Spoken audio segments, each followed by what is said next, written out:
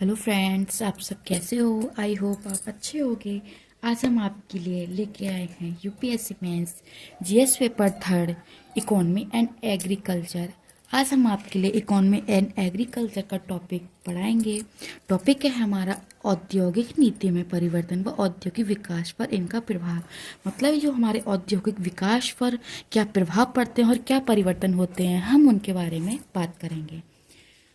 हमारे इस टॉपिक में आपके लिए औद्योगिक के बारे में भारत में क्या क्या टाइमलाइन है और किस चीज़ के बारे में कितनी नीतियां, हम उनके बारे में बात करेंगे। अब हम बात करते हैं अपने प्रीवियस ईयर क्वेश्चन पे। औद्योगिक नीति किसी भी राष्ट्र के उद्योग व उसके साथ जुड़े हुए क्षेत्र का सर्वगुण विकास व नियोजन करने में सहायक होती है। फ्रेंड्स, इसमें मैं आपको सन लिखना भूल गई हूँ, कौन सा सन का है, इसके लिए मैं माफ़ी चाहती हूँ। आईपी में अल्पकालिक दीर्घकालिक रणनीति के साथ नीति निर्माण, निवेश योजना आदि शामिल होते हैं। ये हमारी कुछ औद्योगिक नीति के बारे में है, हम उसके बारे में और डिटेल से आपके लिए बात करेंगे। भारत में औद्योगिक नीति का टाइमलाइन, मतलब वो भारत में नीतियों का क्या टाइमलाइन है, हम उनके बारे में बात करेंगे। पॉइंट है पहला, लघु व कुटीर उद्योगों को प्रोत्साहन या क्षेत्रीय विषमताओं कम करने का प्रयास, सार्वजनिक क्षेत्रों के उपक्रमों की क्षमता में सुधार और नई औद्योगिक नीतियों की घोषणा। ये हमारी कुछ भारत की औद्योगिक नीति के टाइमलाइन है, इनके द्वारा हम टोटली की जानकारी मिलती है। आईपी 1948 में, मतलब सार्वजनिक औद्योगिक की महत्वपूर्ण मिश्रित अर्थव्यवस्था समस्या, लाल फीतीशाही, निजी क्षेत्र हेतु अवसर। अब हम बात करते हैं 1956 में क्षेत्रीय विषमताओं कम करने का प्रयास और लघु व कुटीर उद्योगों के प्रोत्साहन। अब हम बात करते हैं 1973 में बड़ी औद्योगिक परियोजनाओं की मंजूरी।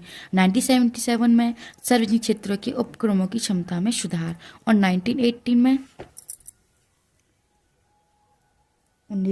में औद्योगिक लाइसेंस उदारीकरण और 1991 में नई औद्योगिक नीति की घोषणा। ये हमारी कुछ टाइमलाइन है, किन किन सनों में हमें ये देखने को मिला है। अब हम बात करते हैं 1991 में पूर्व औद्योगिक नीतियाँ। कौन कौन सी औद्योगिक नीतियाँ और नकारात्मक और सकारात्मक, हम उन दोनों के बारे में बात करेंगे आपसे। हम पहले बात करते हैं टू द पॉइंट सकारात्मक।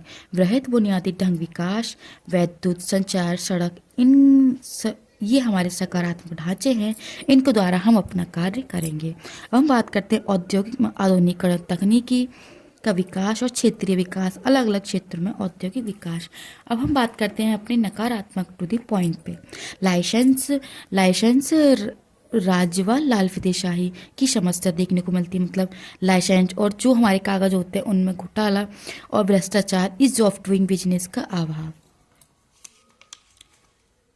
ये हमारे टू दी पॉइंट नकारात्मक और सकारात्मक प्रभाव हो गए। फ्रेंड्स, आपको जब मेंस आंसर राइटिंग करनी है तो आपको एक तरफ का पक्ष नहीं लिखना, मतलब सकारात्मक नहीं लिखना, आपको नकारात्मक दोनों पक्ष लिखने हैं।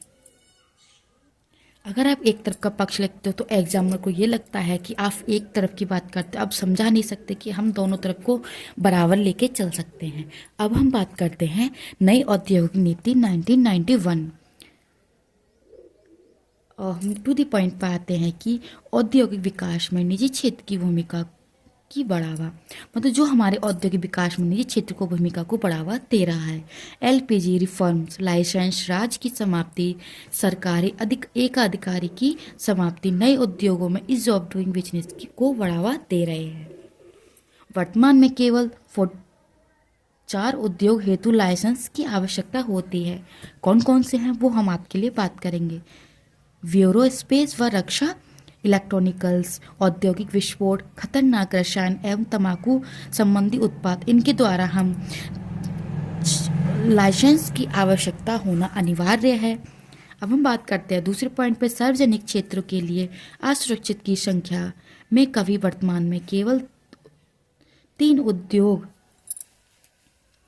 क्षेत्र हेतु आरक्षित है। मतलब 3 उद्योग कौन कौन से, जिनके द्वारा हम संख्या की जांच करते हैं कभी कभी। परमाणु, खनन एवं रेलवे, इनके द्वारा हम अपने असुरक्षित जो क्षेत्र हैं उनमें ये देखने को मिलता है। अब हम तीसरे पॉइंट पर बात करते हैं उदारीकरण, विदेशी निवेश नीति। अधिकांश क्षेत्रों में एफडीआई की अनुमति, एफडीआई के साथ तकनीकी। एफडीआई के साथ तकनीक के बारे में बात करेंगे। नेक्स्ट पॉइंट है लघु उद्योग के लिए प्रतिस्पर्धा नीति। और नेक्स्ट पॉइंट एकाधिकार तथा अवरोधिक व्यापार व्यापार व्यवहार एमआरटीपी अधिनियम 1996 में संशोधन किया गया था। कंपनियों का अधिग्रहण विलय व विस्तार आसान। एमआरटीपी की जगह सीसीआई की स्थापना का आयोग। सीसीआई स्थापना आयोग कौन कौन सी आयोग स्थापना की थी? भारतीय प्रतिस्पर्धा आयोग और प्रतिस्पर्धा नीति को बढ़ावा। ये हमारी कुछ अधिनियम को संशोधन किया गया था, इनके द्वारा हमने इनकी स्थापना की थी। अब हम बात करते हैं औद्योगिक विकास पर नई औद्योगिक नीति के प्रभाव, मतलब जो हमारी औद्योगिक विकास है उन पर क्या क्या प्रभाव पड़े हैं, हम उनके बारे में बात करेंगे। फ्रेंड्स, आपको कमेंट सेक्शन में यह भी बताना है कि वीडियो आपके लिए कितनी हेल्पफुल होती है, आप कितना लर्न कर पाते हैं, कितना याद कर पाते हैं और आपके लिए पेपर में कितनी इम्पोर्टेंस दिखती है। अगर आपके लिए जीएस पेपर के और जो टॉपिक वाई हैं आप मेरे चैनल के प्लेलिस्ट में जाके देख सकते हैं। आपको मैंने पूरी सीरीज़ पढ़ा दी है, आप वहाँ पे जाके अपना टोटल कंप्लीट कर सकते हैं। अब हम बात करते हैं टू द पॉइंट। लाइसेंस राज्य की समाप्ति, नौकरशाही की लालफितीशाही में कमी, जो नौकरियाँ होती हैं उनको लालफितीशाही से कमी होती है। औद्योगिक क्षेत्र विदेशी निवेश में अधिक, सार्वजनिक क्षेत्र की भूमिका सीमित, सरकार पर बोझ कम, सार्वजनिक क्षेत्र में विनिवेश अधिक, निजीकरण प्रावधान व दक्षता, नवचार तकनीकी आरडी की अधिकता देखने को मिलती है। अब हम बात करेंगे चुनौतियां। नई औद्योगिक नीति के विकास की चुनौतियां कौन कौन सी हैं, हम उनके बारे में बात करेंगे एंड टू द पॉइंट हम देखेंगे।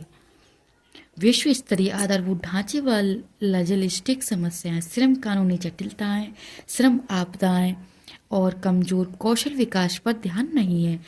और ईज ऑफ डूइंग बिजनेस कमजोर, आरडी पर जीडीपी का मात्र 0.6% खर्च हो रहा है और तकनीकी व नवाचार की समस्या देखने को मिलती है। फ्रेंड्स, आप मुझे कमेंट सेक्शन में ये बताना वीडियो आपके लिए कितनी हेल्पफुल होती है और आप इससे कितना अधिक जानकारी आपके लिए प्राप्त होती है और आपको नोट्स कैसी लगी कमेंट सेक्शन में ज़रूर बताना। Please support your like, comment and subscribe and share करें ज़्यादा से ज़्यादा। and thank you friends, wish you very all the best for UPSC preparation and thank you।